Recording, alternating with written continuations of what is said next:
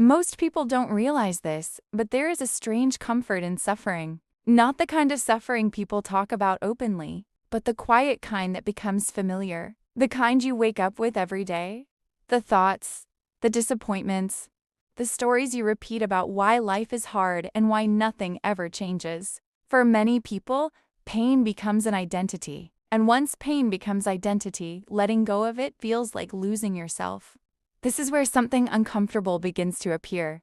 Many people are not addicted to healing. They are addicted to being seen as victims, not because they are weak, not because they are bad people, but because the human brain craves certainty more than happiness. If you've been hurt, abandoned, ignored, or disappointed, that pain becomes predictable. You know how to survive it. You know how to explain yourself through it. And in a strange way, it gives you a role in the world. Victimhood offers something powerful. It removes responsibility without removing attention. When you're a victim, your pain is validated.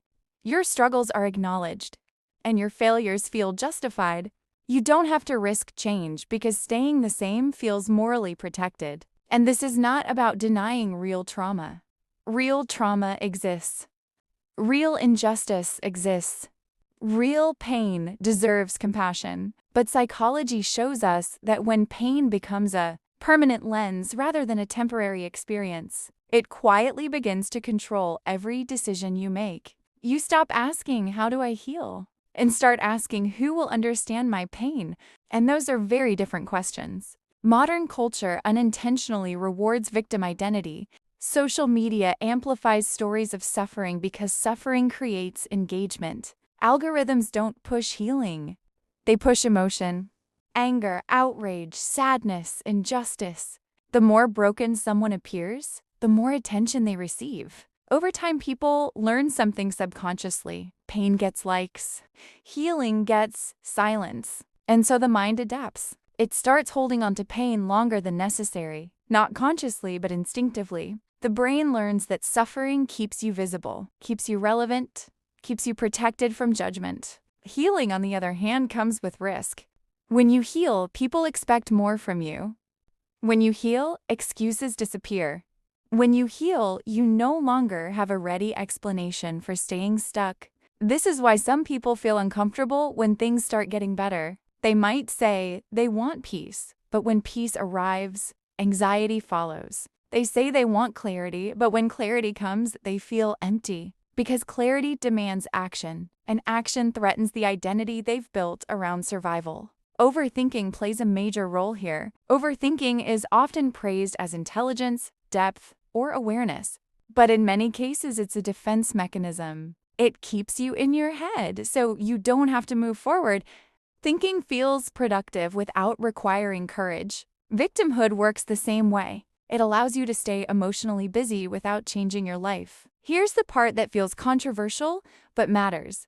Being a victim is not a permanent state, it is a chapter. But many people turn it into the whole book.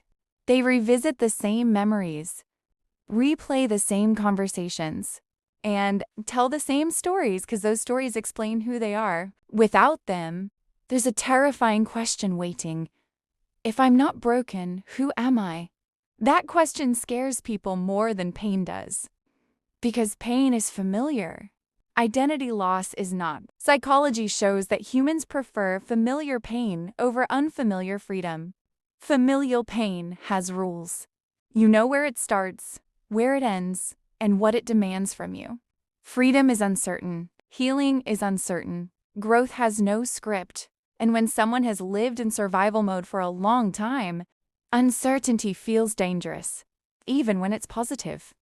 This is why some people sabotage relationships that are healthy, jobs that are stable, and opportunities that could change their lives. Not because they don't deserve them, but because their nervous system hasn't learned safety without struggle. There is also a moral layer to victimhood that makes it harder to let go. Society often treats victims as morally superior, and in many cases, compassion is necessary and just. But when moral worth becomes tied to suffering, people feel pressured to remain wounded in order to remain valid.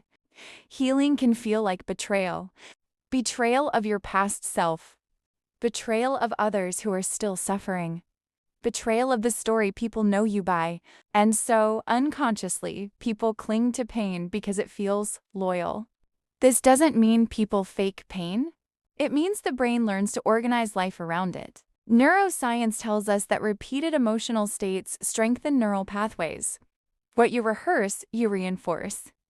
If you repeatedly rehearse helplessness, the brain becomes efficient at producing it. If you repeatedly rehearse resentment, the brain becomes skilled at finding injustice everywhere.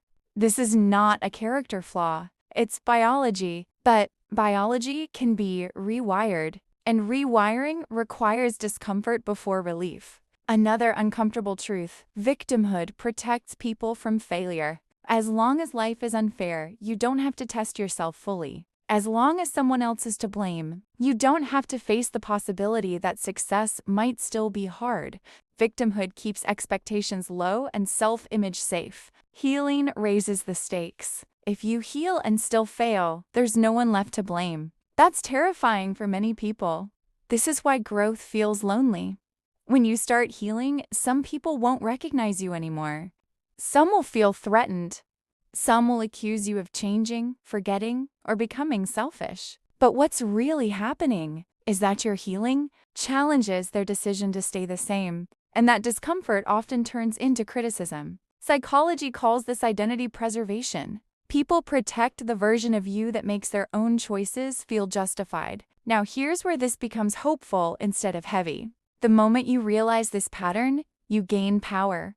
Because awareness breaks unconscious cycles. You don't have to reject your pain to outgrow it. You don't have to erase your story to write a new chapter. Healing doesn't mean denying what happened to you. It means refusing to let it decide who you become. There is a difference between honoring pain and living inside it. True healing is quiet. It doesn't announce itself. It doesn't perform well online. It looks boring, routine. Boundaries, consistency, accountability. And that's why it doesn't get celebrated as much as suffering does, but it builds something suffering never can: stability, peace, internal authority. When you stop needing to be seen as a victim, you stop outsourcing your worth to the world. You no longer need validation for pain because you are grounded in meaning. The most radical psychological shift someone can make is this: moving from "look at what happened to me" to "look at what I'm building despite it." That shift changes everything. Your relationships change. Your decisions change. Your self-respect changes. And yes, some people will leave when you stop being broken. Let them. They were attached to your wounds, not your growth. This conversation is not about blaming people for suffering. It's about asking a deeper question: is this pain still serving you? Or has it become your shelter? Because shelters are meant to be temporary. They keep you safe during the storm, not trap you inside forever. You are allowed to heal even if others are still hurting. You are allowed to grow even if your past was unfair. And you are allowed to leave victimhood without denying your story. Healing doesn't erase injustice. It just refuses to let injustice own your future. And the moment you stop needing to be seen as a victim, you start becoming something far more powerful. Someone who is no longer controlled by their past. There is another layer to this that most people never confront. Attention can become emotional currency. When someone is seen as a victim, they often receive sympathy, patience, lowered expectations, and protection from criticism. Over time, this creates an unspoken trade. Pain is exchanged for care. Struggle is exchanged for understanding. And while compassion is human and necessary, the mind quietly learns that remaining wounded keeps the flow of attention steady. Healing threatens that flow. Healing means fewer check-ins, fewer soft landings, fewer excuses granted. The nervous system notices this long before the conscious mind does. So it resists healing not because it loves pain, but because it fears abandonment. This is why some people unconsciously escalate their suffering when they feel unseen. They revisit old wounds and conversations, emphasize past betrayals, or relive stories that once earned empathy. Not out of manipulation, but because the brain associates being heard with survival. Psychologically, this is called secondary gain. The pain itself is not the reward. The relief from isolation is. And until someone learns how to feel connected without being broken, they will keep returning to the role that once kept them safe. Another uncomfortable truth is that modern language has made identity too permanent. People no longer say, I went through depression. They say I am depressed. They don't say I experienced anxiety. They say I am an anxious person. Language matters because the brain listens. When pain becomes a label rather than an experience, it becomes harder to release. Identity resists change more than circumstances do. If your suffering has a name, a community, a narrative, and a sense of belonging, letting it go feels like exile. This is where healing often stalls. Not because people don't want relief, but because they don't want to be alone with it. Healing can feel isolating at first. When you stop sharing pain, people stop responding the same way. When you stop being visibly broken, others assume you're fine. But being fine without internal stability feels hollow. So some people return to suffering simply to feel seen again. This is not weakness. It's unmet emotional needs disguised as identity. There is also a cultural contradiction that keeps people stuck. Society tells people to heal, but also tells them never to forget. It encourages resilience but punishes change. It celebrates survivors but distrusts those who move on quietly. So people get trapped between two messages: get better and don't you dare stop remembering.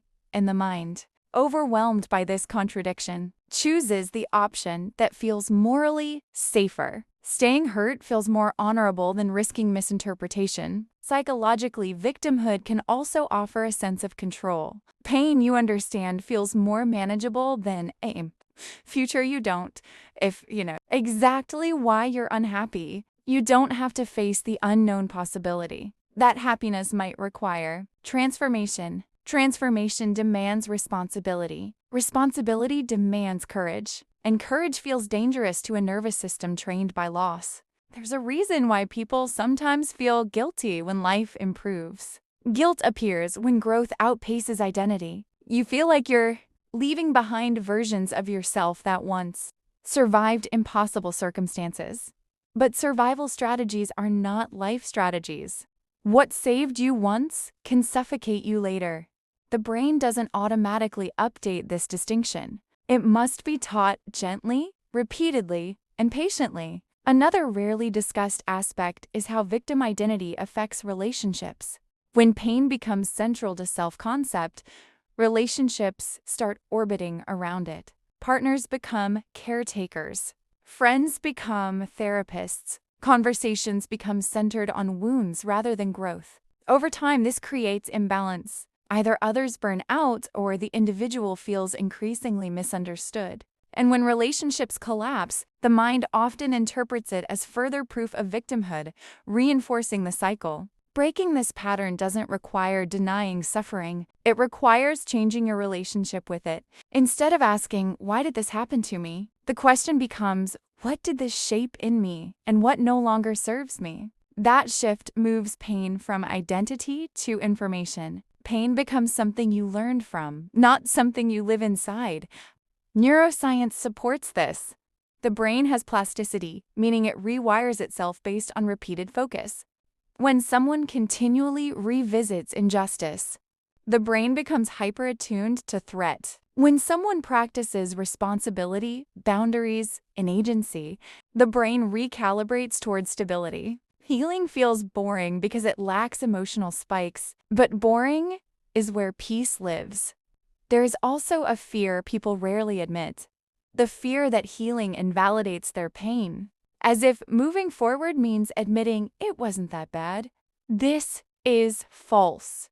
Healing does not minimize what happened. It simply refuses to let the past dictate the future. Pain does not need lifelong loyalty to be honored. It needs understanding and release. One of the hardest moments in healing is realizing that no one is coming to save you from yourself. That realization can feel cruel at first, but it's also liberating. It means your life is no longer hostage to recognition. You don't need permission to grow. You don't need consensus to change. You don't need validation to move forward. The moment you stop waiting to be rescued from pain is the moment you start building strength. Some people mistake victimhood for humility. But humility is not helplessness. True humility acknowledges pain without worshiping it. It accepts responsibility without self-hatred. It understands that life can be unfair and still demands courage. Victimhood freezes identity. Humility frees it. There is a quiet confidence that comes from no longer needing to explain yourself. When you stop rehearsing your pain for others, your mind becomes quieter. When you stop expecting the world to compensate you for suffering, your actions become cleaner. This is not emotional coldness. It is emotional maturity. The most transformative shift someone can make is this: realizing that pain may explain you, but it does not define you. Explanation answers the past. Definition controls the future. And the future does not need your wounds to be meaningful. Healing is not dramatic. It's repetitive. It's choosing discipline over emotional release. It's choosing silence over storytelling. It's choosing forward motion over familiar suffering. And yes, it's uncomfortable. But discomfort is not danger. It's transition. When people let go of victim identity, something strange happens. Their energy changes. Their posture changes. Their decisions sharpen. They stop waiting for life to feel safe and start becoming safe within themselves.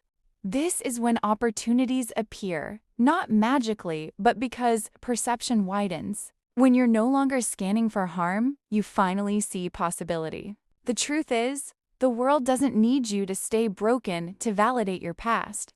Your healing does not erase injustice.